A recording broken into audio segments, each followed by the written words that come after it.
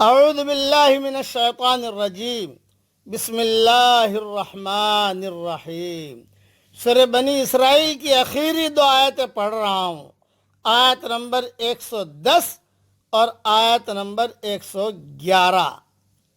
قُلِ ادْعُوا اللَّهَ أَوِ ادْعُوا الرَّحْمَٰنَ، کہیے کہ چاہے اللہ کہہ کر پکارو یا پھر رحمان کہہ کر پکارو۔ ایما تدعو فلہ الاسماء الحسنى، جس نام سے بھی پکارو اس کے لیے سب اچھے نام ہیں۔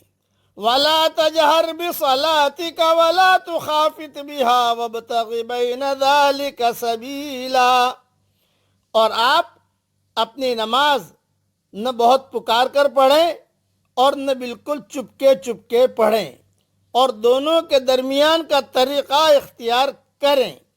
وَقُلِ الْحَمْدُ لِلَّهِ الَّذِي لَمْ يَتَّخِذْ وَلَدًا وَلَمْ يَكُنْ لَهُ شَرِيكٌ فِي الْمُلْكِ وَلَمْ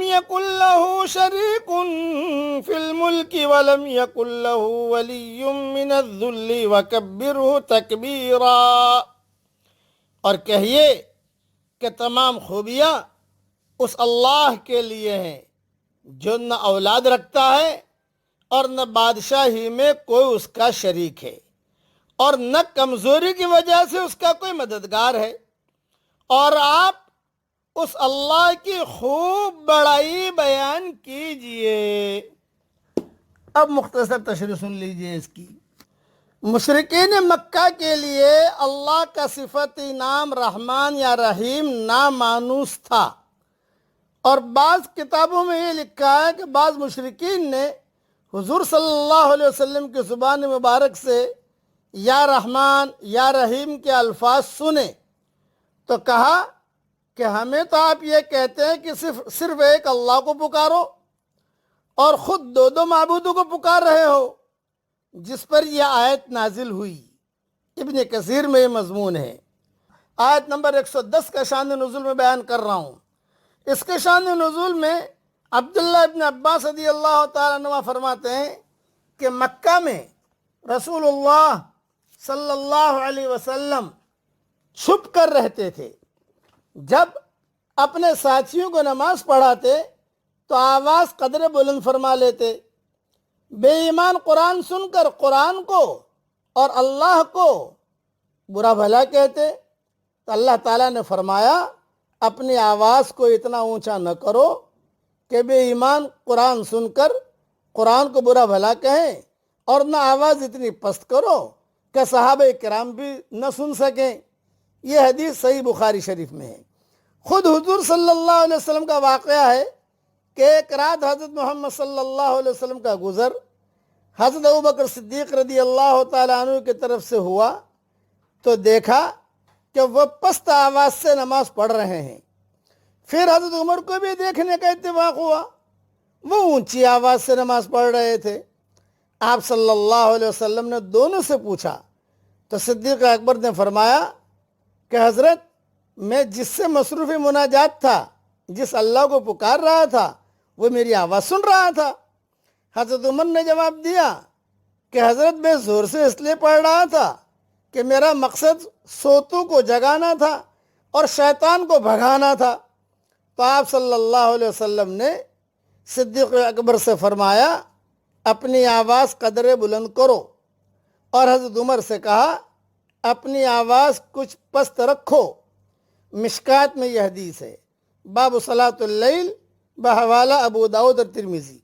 حضرت عائشہ رضی اللہ تعالیٰ عنہ فرماتی ہیں کہ یہ آیت دعا کے بارے میں بھی نازل ہوئی ہے۔ بخاری مسلم میں بحوالہ فتح القدیر یہ ساری کی ساری چیزیں موجود ہیں۔ اب کچھ نصیحت کی باتیں کہہ رہا ہوں، یعنی بخاری مسلم میں بھی مضمون ہے جو حدیث جو ہے وہ، اور فتح القدیر میں بھی لکھا ہوا ہے۔ اب یہ میری نصیحت ہے میری طرف سے، دھیان سے سنیے۔ جو لوگ سچائی کو گہرائی کے ساتھ پائے ہوئے نہیں ہوتے وہ ہمیشہ ظاہری چیزوں میں الجھے رہتے ہیں۔ کوئی کہتا ہے خدا کو اس لفظ سے پکارنا افضل ہے، کوئی کہتا ہے اس لفظ سے، کوئی کہتا ہے فلاں عبادتی فعل زور سے ادا کرنا چاہیے، کوئی کہتا ہے دھیرے سے ادا کرنا چاہیے۔ عرب میں بھی اس قسم کی بحثیں مختلف انداز سے جاری تھی۔ فرمایا کہ خدا کو جس بہتر نام سے پکارو وہ اسی کا نام ہے۔ اسی طرح عبادت کے بارے میں فرمایا کہ خدا کی عبادت کی ادائیگی کا انحصار نہ زور سے بولنے پر ہے اور نہ دھیرے بولنے پر ہے۔ تم عبادت کی اصل روح اپنے اندر پیدا کرو۔ ہمیں عبادت کی اصل روح اپنے اندر پیدا کرنی چاہیے اور اس کی ادائیگی میں اعتدال سے کام لینا چاہیے۔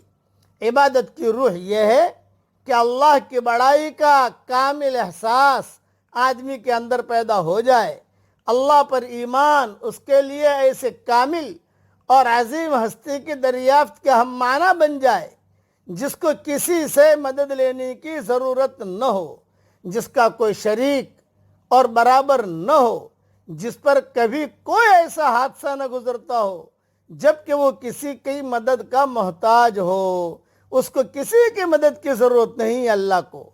یہ یافت جب لفظوں کی صورت میں ڈھل کر زبان سے نکلنے لگے گی تو اسی کا نام تکبیر ہے، وَكَبِّرْهُ تَكْبِيرًا۔ اور بعض آثار میں یہ لکھا ہے کہ جب بھی حضور صلی اللہ علیہ وسلم کے زمانے میں بچے جو ہے بولنا شروع کرتے تو یہ آیت نمبر 111 بنی اسرائیل کی ان بچوں کو سکھایا کرتے تھے۔ عمل الیوم واللیلہ میں بھی لکھا ہے، یہ حدیث ہے، اور میرا ریاض القرآن کا ترجمہ ہے 15 سطری، 7 سطری نہیں، 13 سطری نہیں، 16 سطری نہیں، 15 سطری والا جو حافظ قرآن ہے، اس آیت کے نیچے اس کا حوالہ بھی دیکھ لیجئے گا۔ اللہ تعالی ہم سب کو اللہ کی بڑائی ادا بولنے کی توفیق عطا فرمائے، آمین۔ وآخر دعوانا ان الحمدللہ رب العالمین۔